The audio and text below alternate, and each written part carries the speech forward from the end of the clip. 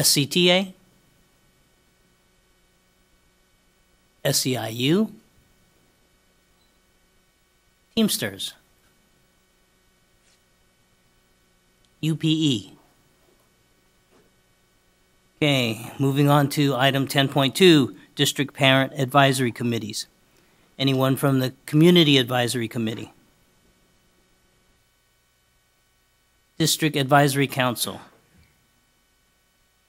School Site Councils. District English Learner Advisory Committee. Gifted and Talented Education Advisory Committee. Indian Education Parent Committee. Sacramento Council of Parent-Teacher Association.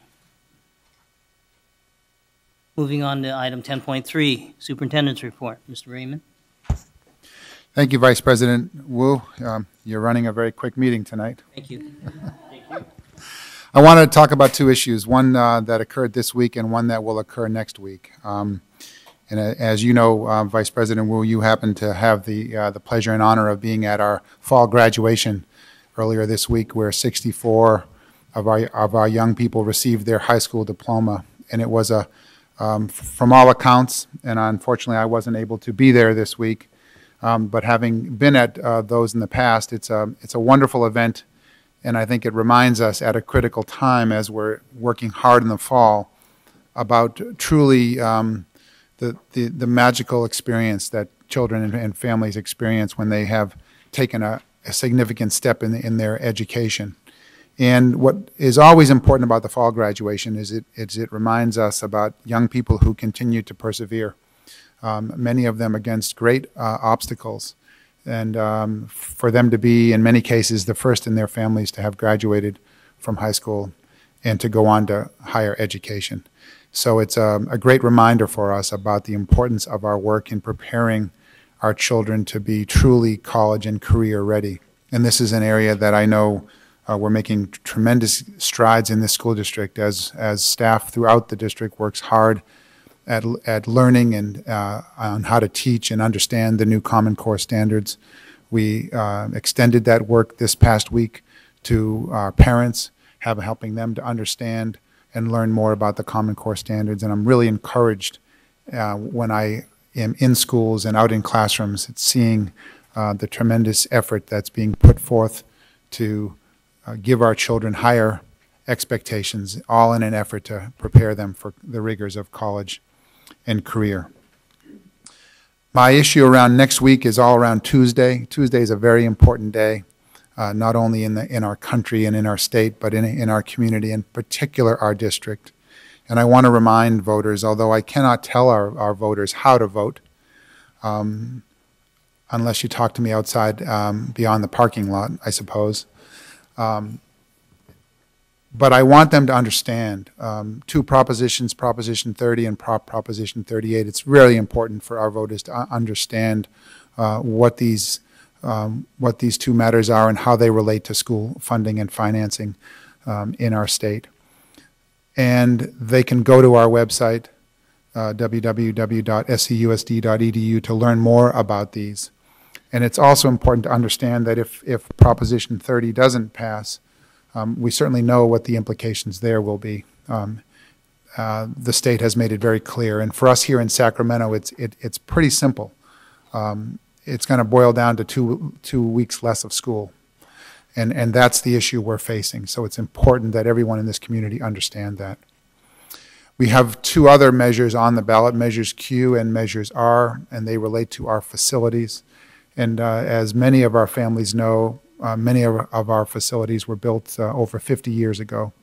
And it's important that we think about not only the quality of education that's occurring in each one of our classrooms, but the ability of our facilities to be able to meet the needs and prepare our young people for the rigors and demands of both higher education and careers. Again, information on those two measures can be found on our website, www.seusd.edu. And however people feel, it's just important that we exercise this important civic right of voting. And I encourage and urge everyone to do so next week. Thank you. Thank you, Mr. Thank you, Mr. Raymond. I note that President Rodriguez is now here. It's time for her president's report, but she has informed me that she doesn't have one this week. So we'll move on to 10.5, the student member. Actually, I'm sorry. Sure. To Sure. speak about.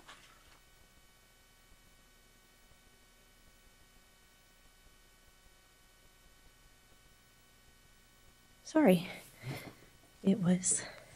I muted it. So just as our superintendent, Jonathan Raymond, was expressing about our measures on the ballot, Q&R, I'd like to just speak briefly tonight about democracy and how important it is to get your voice heard and get out to vote. Regardless of how you feel about anything that's on our ballot this year, it's important that you let your voice be heard and vote. And it's critical because right now our schools are in jeopardy. We are looking at if measures don't pass that are on the ballot, then potentially more cuts could be experienced by this school district and many school districts across the state. We also have pending cuts that are coming from the federal government. And in addition to that, we have much needed repairs in our schools. And all of that speaks to academic achievement for our children. The less money we have, the less able we are to put into our students. And then we are tasking people to do more with less. So again, the importance of democracy. Get out there, get your voice heard, and make it known what your decisions are, one way or the other. Thank you very much. We're going to move on next to our student board member report, Ms. Katrina Yee. Thank you, President Rodriguez. At our most recent Youth Council meeting, the Student Advisory Council has identified that budget cuts have taken the sharpest punch to our education, therefore urging to make it our first initiative of the year, unanimously voted on by the Youth Council. They've all noticed the lack of cleanliness on campus, and especially the lack of counselors to guide them throughout their high school career. But the Student Advisory Council and other students are finding ways to fight back against budget cuts. Vincent Powell, a senior at C.K. McClatchy High School, has taken a strong lead in speaking out against these budget cuts. For his senior project, he's organized a rally of high school students across the district to show that although most are ineligible to vote, it doesn't mean they don't have a voice. Tomorrow at 1:30 p.m. on the west steps of the Capitol, this rally will feature speeches by students and other people in the field of education to inform voters about how budget cuts affect the lives of students. Many people without students in high school do not know what it's like to have one counselor per 800 students or to have a classroom with over 40 students. They want to show voters that they do care about their education and that they will not stand for the budget cuts that will come next year if voters do not approve temporary additional funding for schools. Another senior, Karen Saturn, who attends West Campus High School, also took it upon herself to stress the importance of voting on Election Day. For her senior project, Karen organized a mock election throughout the district, held on several high school campuses. Everything was set up realistically with polling booths, a ballot scanner, and a gratifying I voted sticker, which we received through our exit. Like any election, the students had to wait for the votes to be counted and to see who earned the popular vote in their school, similar to the anticipation watching the news, waiting to hear who will be the next president of the United States. It was a very surreal experience, and if I had the opportunity to have my vote count for something worthwhile, I would most definitely do it again. On November 6th, please keep the students of today in mind, but especially students of the future. Every vote counts. Thank you. Thank you, Ms. Yee.